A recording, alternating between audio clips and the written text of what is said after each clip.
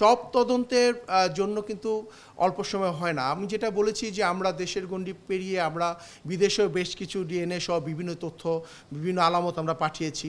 তাদের রিপোর্ট আসতেও কিন্তু অনেক সময় লেগেছে এবং সেটাও কিন্তু আমরা জাস্ট সাম্প্রতিক সময়ে পেয়েছি। সেগুলো পর্যালোচনা আমরা করছি।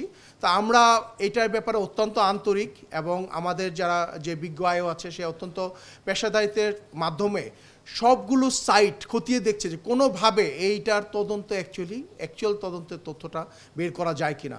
মূলত এইভাবেই আমাদের তদন্ত চলমান আছে এবং এখানে কিন্তু একটি বিষয় আপনারা জেনে থাকবেন যে আমরা টাইম টু টাইম যে তদন্তের যে অগ্রগতি হয়েছে সেটা কিন্তু আমরা অগ্রগতি কতটুকু হয়েছে বা কী পর্যায়ে আছে সেটা কিন্তু আমরা বিজ্ঞ আদালতে জমা দিয়েছি। তার প্রেক্ষিতেই কিন্তু বিজ্ঞ আদালত আমাদেরকে সময় দিচ্ছে। সো আমাদের এটা তদন্ত চলমান রয়েছে। আমরা আশা করি আপনাদের সহযোগিতায় বা সব কিছু মিলে আমরা সাম্প্রতিক সময়ে হয়তো এটা সম্পর্কে আপনাদেরকে বিস্তারিত জানাতে পারবো।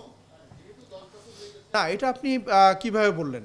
এটা তো একটা ইন জেনারেল বক্তব্য আপনি দিয়েছেন। বিকজ আমি বলবো যে রাদার এর থেকে অনেক এটার পাশাপাশি অনেক চাঞ্চল্যকর হত্যাকাণ্ড বা বিভিন্ন তদন্ত কিন্তু র্যাবকে দেওয়া হয়েছে। আপনারা দেখেছেন যে চট্টগ্রামে বিভিন্ন মাদকের তদন্ত থেকে শুরু করে বিভিন্ন হত্যাকাণ্ডের তদন্ত কিন্তু র্যাবকে দেওয়া হয়েছে।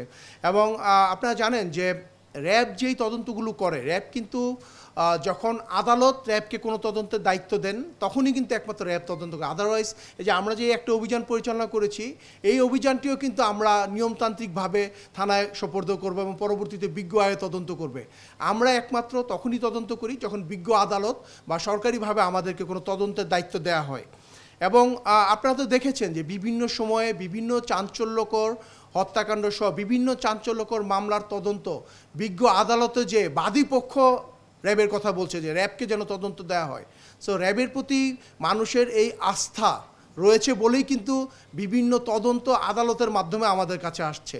এবং র্যাব মনে করে যে আমি আগেও বলেছি যে র্যাব যখন কোনো তদন্ত করবে র্যাব একটি জিনিস নিশ্চিত করতে চায় যে কোনো নিরপরাধ ব্যক্তি যেন র্যাবের তদন্তের মাধ্যমে দোষী সাব্যস্ত না হয়। এবং আমি মনে করি যে জনগণের মনে সে আস্থা বা আদালতের সে আস্থা রয়েছে বলেই কিন্তু আদালত আমাদেরকে বিভিন্ন সময় বিভিন্ন চাঞ্চল্যকর বিভিন্ন মামলা তদন্ত আমাদেরকে দিচ্ছে। এই মামলায় তো আসামি মানে যারা ভিকটিম তার পরিবার তো র্যাবের প্রতি আস্থা হারিয়ে ফেলছে, এটা আপনারা নোটিস করছেন? যদি আমরা এখনো আমাদের কাছে ফ্যামিলি কখনো আসেনি বা এটা কিন্তু আদালতের সম্পূর্ণ ইখতিয়ার রয়েছে। ব্যাপারটা যদি এরকম হয় তারা আসলে একটু খারাপ লাগার না, খারাপ লাগার কোনো বিষয় না। আমি আপনাকে আবারও বলছি যে আমরা যখন কোনো তদন্ত করব আমরা সর্বোচ্চ পেশাদারিত্বের মাধ্যমে এমনভাবে তদন্ত করব। আপনি দেখেন যে বাংলাদেশের কয়টি মামলার তদন্ত বহির্বিশ্বে এরকম স্বনামধন্য প্রতিষ্ঠানের কাছে আলামত পাঠানো হয়েছে যে সঠিক আসামি ধরার জন্য। কয়টি মামলা তদন্ত রেফারেন্স আপনি দিতে পারবেন? I think no. সো আমরা চেষ্টা করছি সর্বোচ্চ পেশাদারিত্বের মাধ্যমে। আমরা শুধু একটা জিনিসই আপনাদেরকে আবারও বলতে চাচ্ছি, আমরা একটা জিনিস চাবো না যে আমাদের তদন্তের মাধ্যমে যেন কোনো নিরপরাধ ব্যক্তি সাজা পায়। পাশাপাশি আমি কিন্তু আপনাকে বলেছি যে আমরা প্রতিটি তদন্তের যে অগ্রগতি প্রতিটি তারিখে আমরা কিন্তু আদালতে জানাচ্ছি এবং আদালতের যে সময় সীমা আমাদেরকে দিচ্ছে সেই অনুযায়ী কিন্তু আমরা তদন্ত করে যাচ্ছি।